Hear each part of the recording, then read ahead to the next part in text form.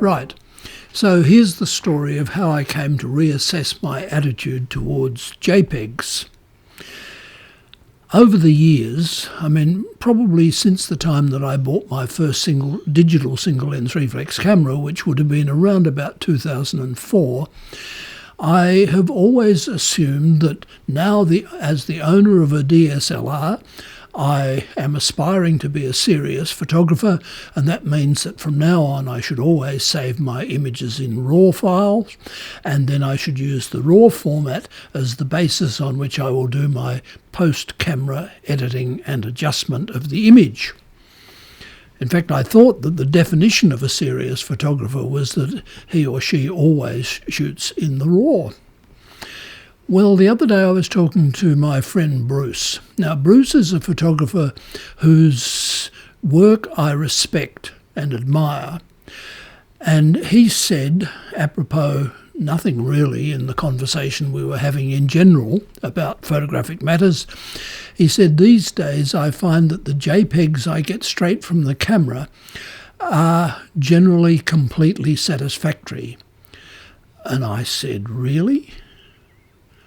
You're a serious photographer and you're satisfied with JPEGs. And it made me think, perhaps my preference for RAW over JPEG is not so much to do with quality as to do with photographic snobbery. So I thought probably the time has come to look again at what a JPEG is capable of recording and reproducing. After all, in the, 22 years or more since I acquired my first DSLR, camera technology has improved out of sight, and one must assume that the internal processing in the cameras is also much better today than it was 2 decades ago. In fact, there's no reason to suppose that the in-camera processing is the same as it was or that it has not improved. So the time had come for an up-to-date comparison of RAW and JPEG, and this was how I did it with my OM3. The first thing that I did was to set the camera so that it would record simultaneously large superfine JPEG, that's the least compressed form of the JPEG, and RAW. Then I set the camera ISO to 25,600. Now, I'm aware of the fact that this is a ridiculously high ISO, but I wanted to make this an acid test, particularly of the JPEG. How will a JPEG handle noise at that extreme sensitivity?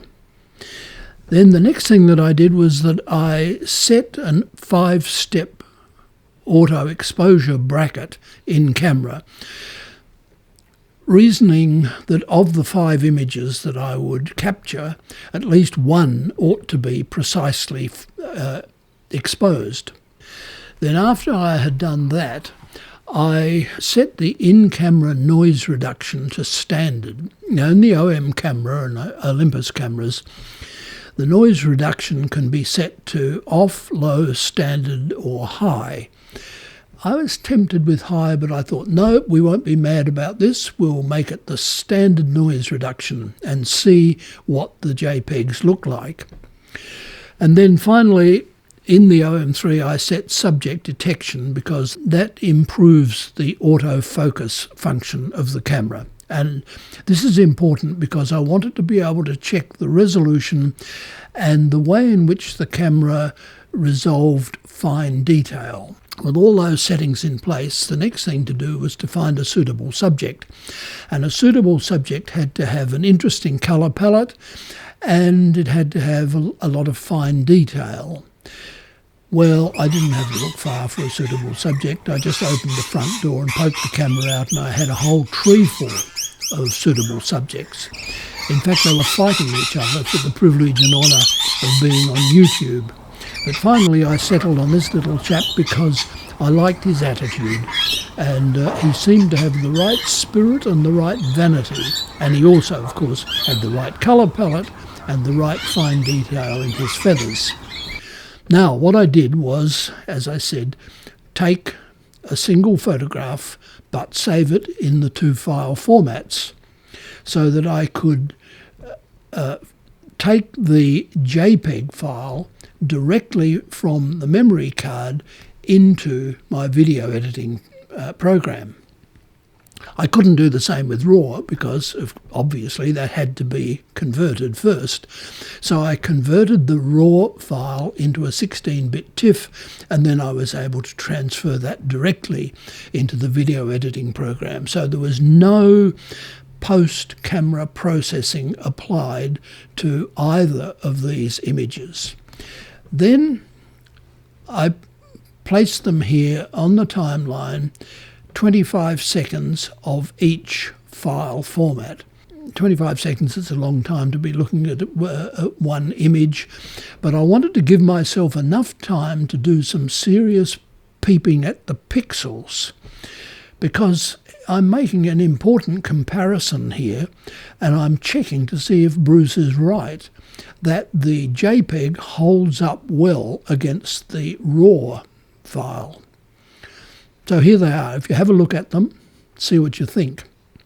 But what really surprised me here is that there is no apparent noise in either of these pictures.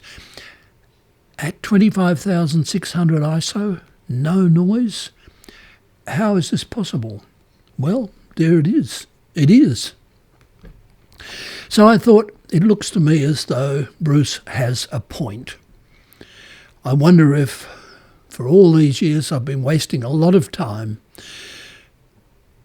futzing around with RAW files, tarting them up, and eventually exporting them in any case in a file format like TIFF or PNG. Now, then I thought, what if I do a realistic test and have two images side by side that have been recorded at the more realistic ISO setting of 800. And here they are, two images, ISO 800, straight from the camera, and again, 25 seconds of each. And I have to tell you, if it were not for the caption, I would not know where the transition is from one to the other. They are, as far as I can tell, identical. I think Bruce is right. As long as you get all of your settings right in camera, then the version of the image that the camera itself produces, the JPEG image, is perfectly acceptable. I think from now on I'm going to save a lot of time. And I say thank you, Bruce.